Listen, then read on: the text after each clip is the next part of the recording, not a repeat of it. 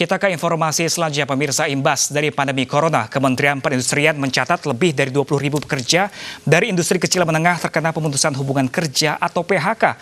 Pengamat ekonomi pun memprediksi pertumbuhan ekonomi Indonesia akan berada di angka minus 2% tahun ini dan bisa dikategorikan sebagai resesi.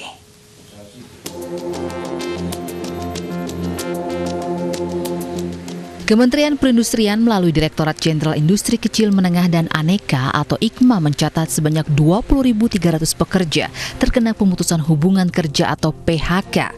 Hal ini merupakan imbas virus corona yang membuat kapasitas industri dalam negeri, khususnya IKM, terus anjlok.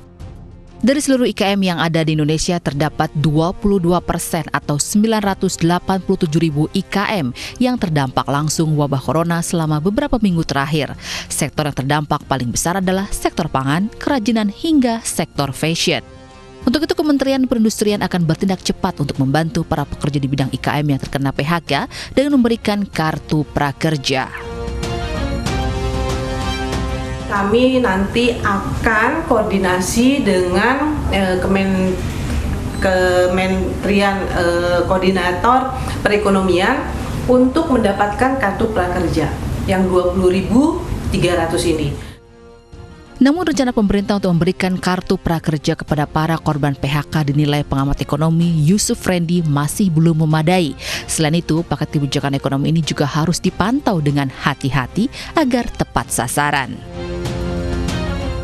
Ditargetkan itu akan dibagikan kartu prakerja sebanyak 5,6 juta pekerja di sektor informal. Nah, ternyata kalau ketika kita bandingkan dengan total pekerja sektor informal, itu jumlah 5,6 juta itu hanya sekitar 8% dari total pekerja informal yang mencapai 70 juta.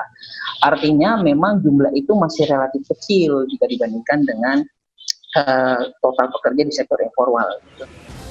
Lembaga Penelitian Center of Reform of Economic atau CORE ini juga memprediksi jika pertumbuhan ekonomi Indonesia akan berada di angka minus 2% pada tahun ini akibat corona dan bisa dikategorikan sebagai resesi.